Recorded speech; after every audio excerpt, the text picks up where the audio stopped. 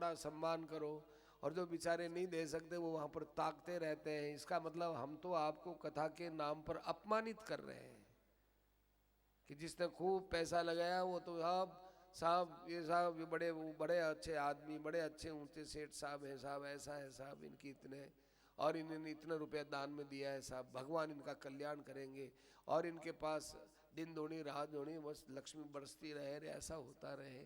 अरे भगवान का गुणगान गाने बैठे हो भाई, क्या सुंदर बात है। भुवि गृणन्ति ते भूरिदा जना। थोड़ी देर कथा फिर लाओ, फिर थोड़ी देर कथा फिर लाओ, और गोपियां कितना आदर से देख रही। आप लोग कितने आदर देते हैं कथा कहने वाले को, इतना आदर देते हैं कि ओहो साहब हम कथा सुने, हम कथा सुने। भागवत की कथा कलयुग में पड़ी कहाँ है। हम भी पोस्टरों पर साहब दुर्लभ भागवत कथा है, आओ सुनिए साहब, ओ साहब बड़ा जाने कोई मोक्ष प्रदान कर देंगे, और यहाँ ला करके हम आपको अपमानित करते हैं कि साहब पैसा दो, पैसा देने वाला तो बड़ा है, नहीं देना कुछ नहीं यार, ये फोकट के आदमी है, कुछ नहीं, मफतलाल एंड सन्स कुछ नहीं है। गोपियां आदर देती। भूवि गृणन्ति ते भूरिदा, भूरी भूरी माने खूब देने वाले होते हैं कथा वाले। और सच पूछा जाए तो जिन्होंने सत्संग दिया है लोगों को, कथा दी है, उन्होंने भूरिदा बहुत दिया है। जन्म जन्मांतर का हमारा अज्ञान जिनकी वाणी से मिटता हो, उनके समान दुनिया में कौन दातार होगा। कितना बड़ा अज्ञान था हमारा। सेठ जी से कहा किसी ने कि सेठ जी आप दुनिया को चाहते हो कि सत्संग में लगे, तो आपको कुछ चमत्कार दिखाना चाहिए, दुनिया इकट्ठी हो जाए, और दो चार चमत्कार दिखा के फिर देखो आप एक बाजीगर के पास कितने आदमी इकट्ठे हो जाते हैं। आपके सत्संग में तो बहुत कम लोग आते हैं, तो थोड़ा एक दो जादू दिखाओ, फिर देखो लोग आए, फिर सत्संग सुनाओ, आपका खूब प्रचार होगा। सेठ जी ने कहा देखो एक प्रकार से तीथा की बात ठीक हो सके है, पर माँ के मन में यूं आवे है कि माँ को जो जादू है एक प्रकार से थी, वो जादू बहुत बड़ो जादू है। जब से सृष्टि पैदा हुई है तब से जीव अज्ञान में ही पड़ियो रहे, और वो थोड़ी देर सत्संग में आवे तो बिरे इतना जन्मारी अज्ञानरी पड़ता खुल जावे। इस बेसी कोई माने जादू लाग्यो नहीं है, तो ओ जादू में दिखावा, तो जादू कम है के, ये बोले सेठ जी। भोले हृदय की भोली भाषा, ओ जादू कम है के, चूरू की भाषा है। इन वास्ते अलग जादू दिखाने की जरूरत को नहीं, तमाशो थोड़ी करनो है, आपने अपनो उद्धार करनो है। आवे तो ब्यारी मर्जी, नहीं आवे तो ब्यारी मर्जी, वो जादू कम है के। ये भूरिदा जना, उनके बराबर कौन संसार को दे सकता है।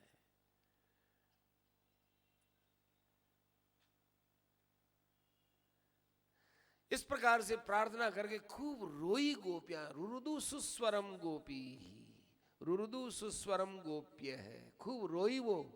इतने में ही जब रोई ना तो अब देखो कहते हैं ना रोते हुए नाम का, रोने से क्या होता है अंदर का सारा मैल साफ होता है, वो अभिमान और सब बाहर निकल जाता है।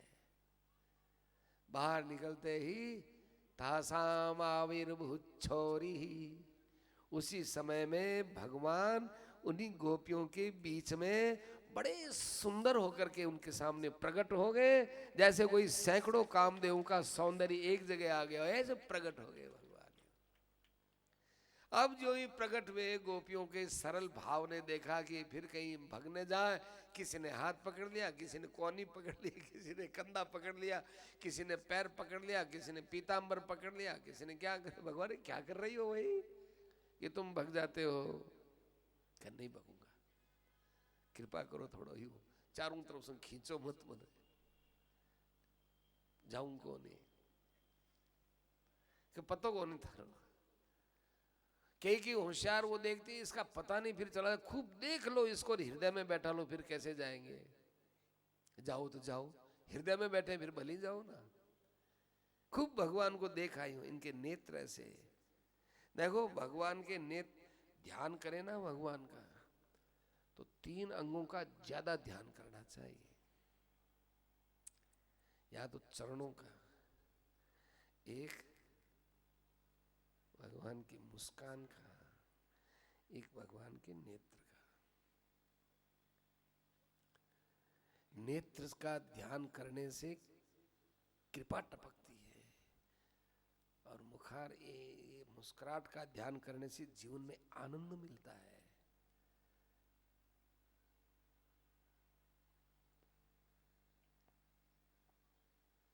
चरणों का ध्यान करने से हृदय में दास भाव होता है, अभिमान वगैरह सब गल जाता है।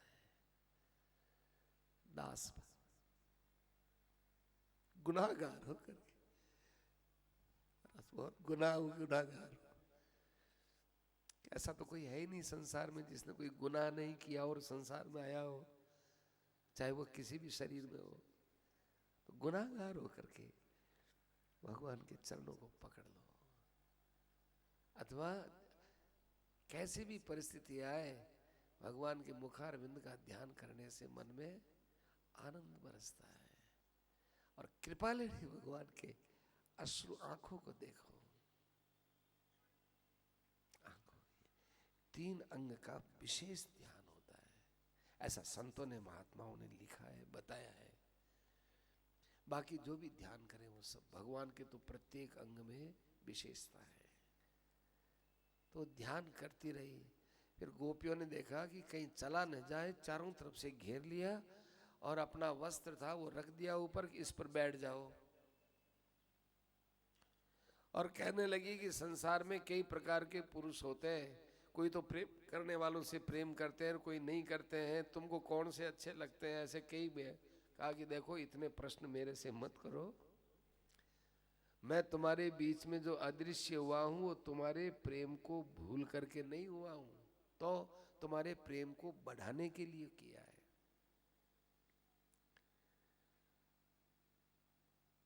मैं तुम्हारे प्रेम को नहीं पहचानता हूं ऐसी बात नहीं है, तुमने घर गृहस्थ की सांकल को तोड़ करके मेरे से प्रेम किया है, मैं तुम्हारा उपकार चुका नहीं सकता हूं। तुमको कितना ही लंबा आयुष्य दे दूं, कितना ही बड़ा तुमको सुख दे दूं, तो भी ये तुम्हारा प्रेम का बदला नहीं होगा। बस प्रेम के बदले में प्रेम ही होता है, तुम मेरे से और हम तुमसे प्रेम करें। ऐसी बातें करते करते भगवान ने देखा अब इनको और प्रेम दो। तो देखो भगवान यूं बैठे थे, चारों तरफ वो गोपियां तो बैठी थी, भगवान खड़े हो गए तो वो भी खड़ी हो गई। भगवान ने वो चारों तरफ मंडलाकार देखा कि मैं घिरा हुआ हूं, देख करके, और भगवान उसी समय में 2 गोपी के बाद एक भगवान, 2 गोपी के बाद ऐसे अपने अनेक रूप बनाकर गोपियों के बीच में एकदम आ गए, उनके बीच में, और एक दूसरे का हाथ पकड़ लिया। देखो गोपी गोपी भगवान, गोपी गोपी भगवान, गोपी गोपी भगवान, गोपी गोपी भगवान, गोपी गोपी भगवान, गोपी गोपी भगवान, ऐसे ये कतार हो गई। कहते एक गोपी एक भगवान, एक गोपी एक भगवान, ऐसा क्यों नहीं? कोई ऐसा भी मानते हैं, पर ज्यादा अच्छा ये लगता है कि गोपी गोपी भगवान। क्यों? इसका रहस्य क्या है कि भगवान है ना, उनको तो केवल भक्तों की जरूरत रहती है, और जो भक्त होते हैं उनको भगवान की जरूरत तो है ही, लेकिन भक्त की जरूरत और ज्यादा रहती है। भगवत प्राप्ति के बाद भी भक्त को भक्त की जरूरत रहती है, भगवत प्राप्ति के बाद भी। वे संसार में सबका भरोसा कर लेते हैं, सबका। संत हृदय बड़ा विलक्षण होता है, विश्वासी होता है, पर एक अपने मन का भरोसा नहीं करती, क्या पता किस समय क्या। इसलिए सत्संग को सर्वोपरि स्थान दिया है।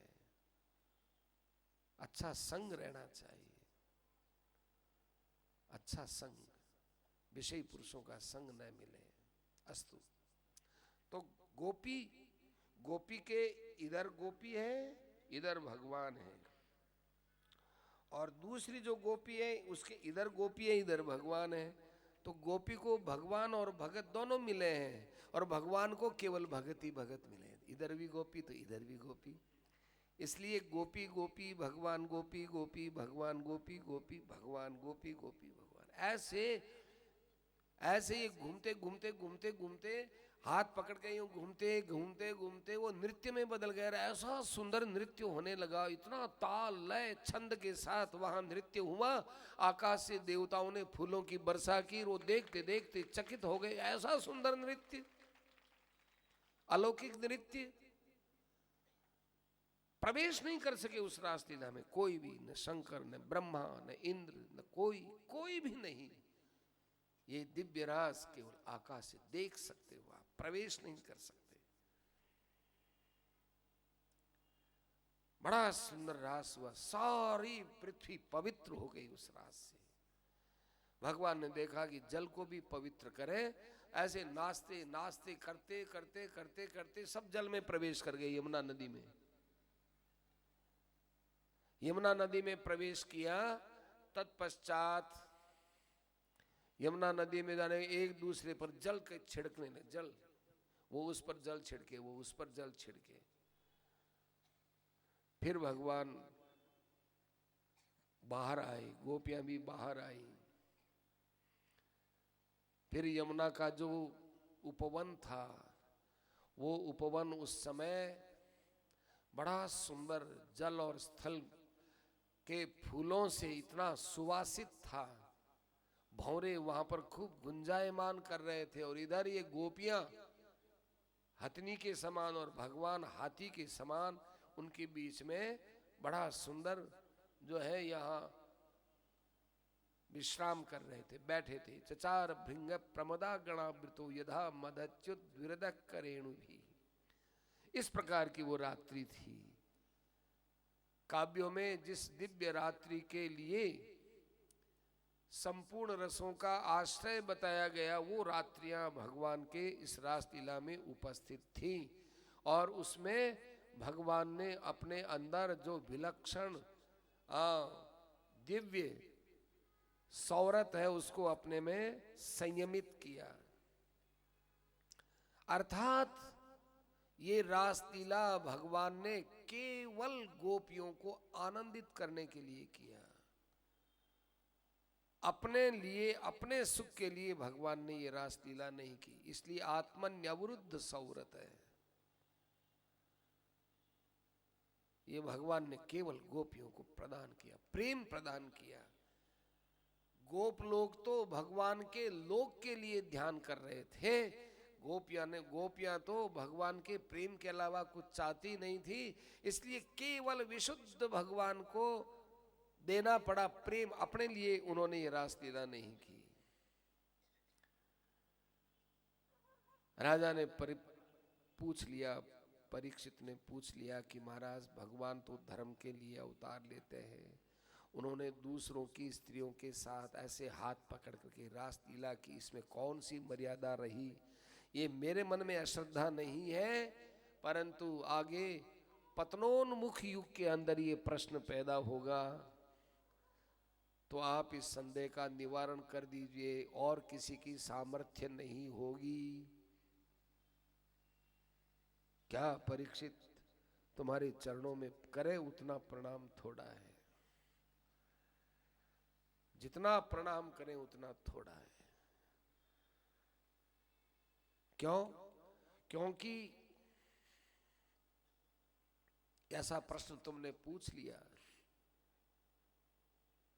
सुखदेव जी महाराज इसका उत्तर देते हुए कहते हैं, देखो, कभी कभी महापुरुषों में कोई धर्म का व्यतिक्रम देखा जाता है, तो वो धर्म का व्यतिक्रम कृपा के अंदर या प्रेम के अंदर ही देखना चाहिए, उनके अंदर दोष बुद्धि से नहीं देखना चाहिए।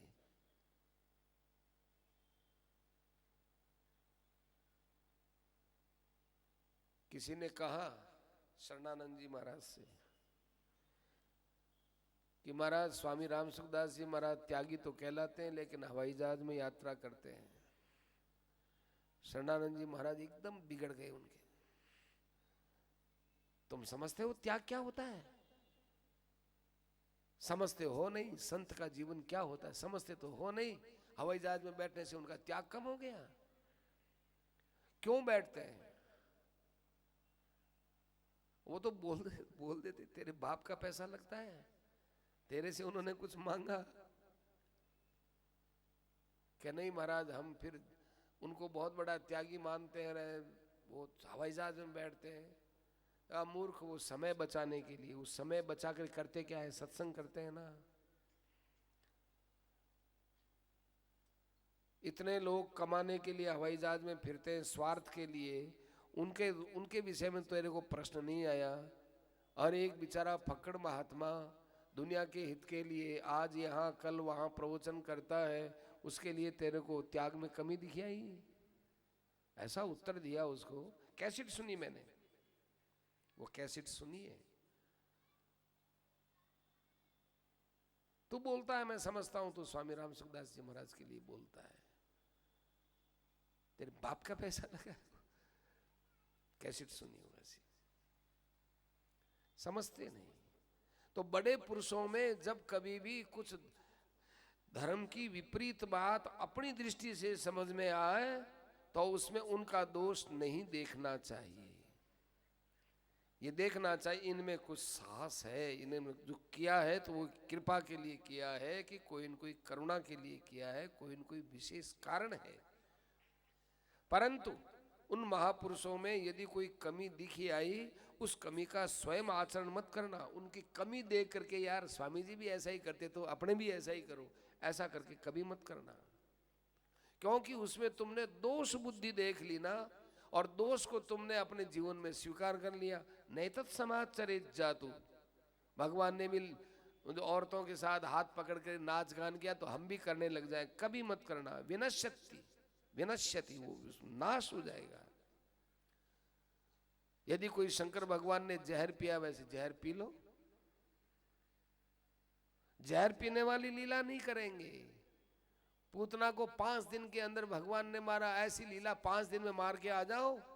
तृणावर्त को तुम गला मौस करके आ जाओ। ब्रह्मा जी को लीला दिखा दो, इंद्र का मान मर्दन कर दो, काली नाग के फड़ों के ऊपर नाच लो।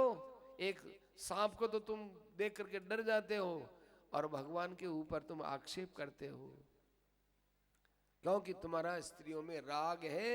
वो अपना दोष भगवान पर देख करके और उसको तुम पुष्ट करना चाहते हो। निज अज्ञान राम पर धरही, नहीं तत्समाचरेत जातु। इसका आचरण नहीं करने, ये कथा तो सुनने की है, मनन करने की है। और सुनो परीक्षित, एक भी ब्रजवासी ने नंद जी से कृष्ण से कभी शिकायत नहीं की कि हमारी पत्नियों को ले जाकर तुम नाचते हो जंगलों में ले जाकर, और फिर तुम जो है उनका हाथ पकड़ करके रासलीला करते हो। शर्म नहीं आती? किसी ने उपालंब दिया? किसी गोपी ने उपालंब दिया?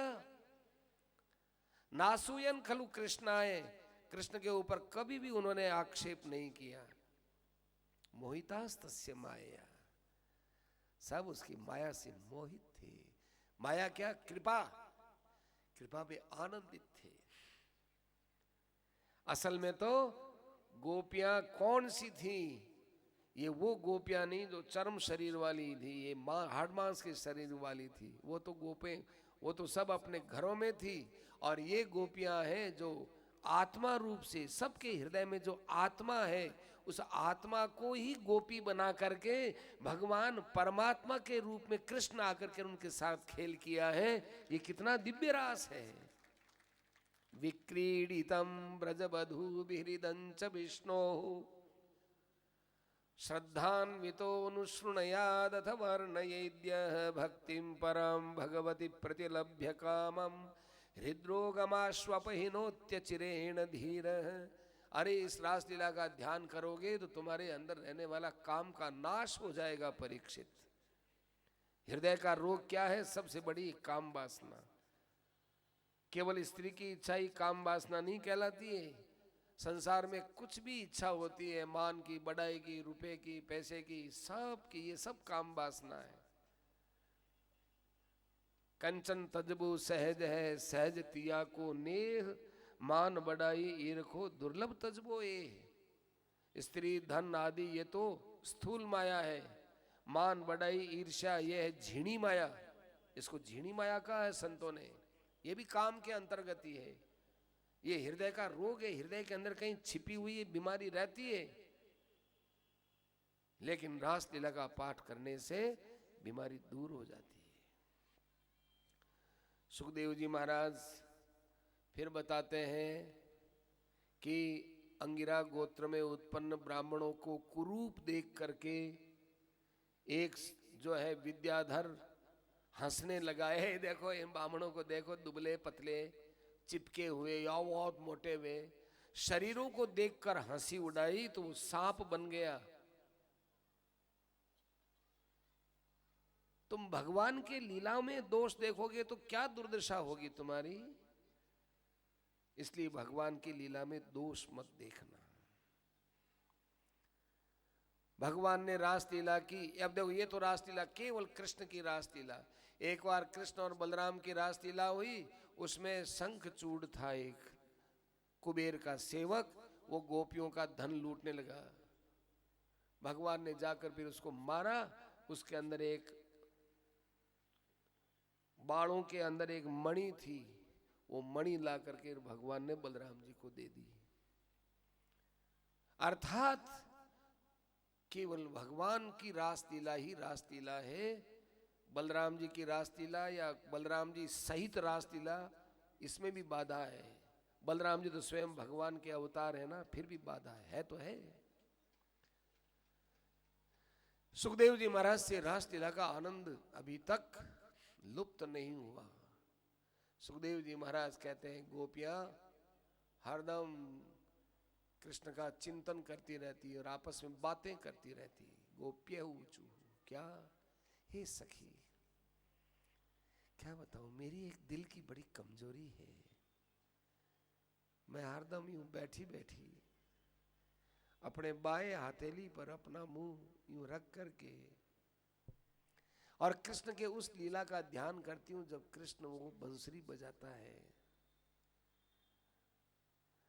और बंसुरी बजाते समय जब देवताओं की स्त्रियों का स्वरूप दिखता है तो बड़ा आश्चर्य लगता है, कैसे कृष्ण की ध्वनि में आवाज है।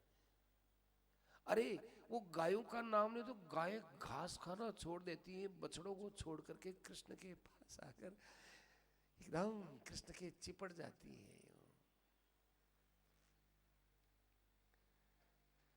और ये वृक्ष है, ये कृष्ण के चरणों में यूं हिलते रहते हैं। जड़ चेतन सबके सब कृष्ण के प्रेम में आकुल व्याकुल हुए हुए। चलो ये रासलीला, ये बंसुरी किससे सीखी इसने? अपन यशोदा जी से जाकर पूछते हैं, यशोदा जी आपने कौन सा ट्यूटर लगाया, क्या हुआ? ये जो तुम्हारा बेटा बंसुरी बजाता है, कहाँ बजाता है? तुम कभी नहीं सुनी तुम्हारे घर में? ना, हमारे घर में तो हमने कभी नहीं सुनी। तुमने सुनी क्या? अरे हम तो, हमारे तो कान उसी में लगे रहते हैं, संसार की कोई बात नहीं सुहाती, केवल उसकी बंसुरी बंसुरी में हम तो कायल घायल हुए हैं। अच्छा, अरे हमारी क्या बात है, हमने कई बार देखा है, यही ब्रह्मा, यही इंद्र, यही देवता, बड़े बड़े देवता, शिवजी जब वो बंसुरी बजाता है तो उसके सामने शिवजी तो तांडव नृत्य करते हैं, ब्रह्मा जी यूं यूं नाचते हैं, इंद्रादि देवता मोहित होकर के गर्दन को यूं लटकाते रहते हैं, और जब बंसुरी बंद कर देते हैं तब उनको प्रणाम करके चले जाते हैं। अच्छा इतनी बात है, हमें तो पता ही नहीं है। अरे पृथ्वी है ना, पृथ्वी, इतने गायों के खुरों से रौंदी जाती है, लेकिन ये भी जब बंसुरी का नाद होता है तो इसका सारा दर्द नष्ट हो जाता है। इस प्रकार से ये ब्रज में महान आनंद रहा। लेकिन अब ये पता चल गया कि कृष्ण है, ये साक्षात परब्रह्म परमात्मा है। अब कृष्ण भगवान की यहाँ से जाने की तैयारी है, जो मध्यम विश्राम के बाद कथा आएगी। श्री कृष्ण गोविंद हरे मुरारे, हे नाथ नारायण वासुदेव। श्री कृष्ण गोविंद हरे मुरारे, हे नाथ नारायण वासुदेव। हे नाथ नारायण वासुदेव, हे नाथ नारायण वासुदेव, हे नाथ नारायण वासुदेव, हे नाथ नारायण वासुदेव। श्री कृष्ण गोविंद हरे मुरारे, हे नाथ नारायण वासुदेव, हे नाथ नारायण वासुदेव, हे नाथ नारायण वासुदेव, हे नाथ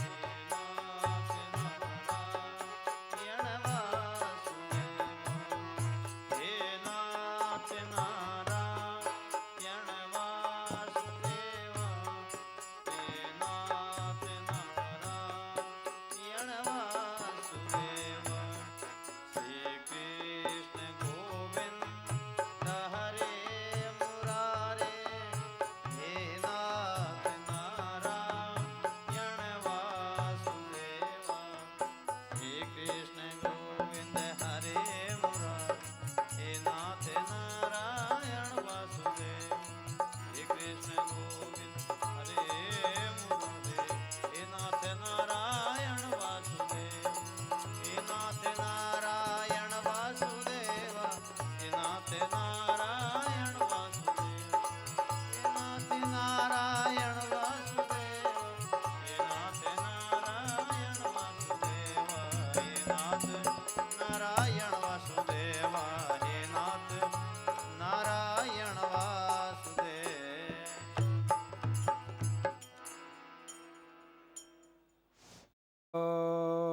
वासुदेवाय हरये परमात्मने प्रणतक्लेशनाशाय गोविन्दाय नमो नमः। व्यासं वसिष्ठनप्तारं शक्तेः पौत्रमकल्मषम् पराशरात्मजं वन्दे शुकतातं तपोनिधिम्। करारविन्देन पदारविन्दं मुखारविन्दे विनिवेशयन्तं वटस्य पत्रस्य पुटे शयानं बालं मुकुन्दं मनसा स्मरामि।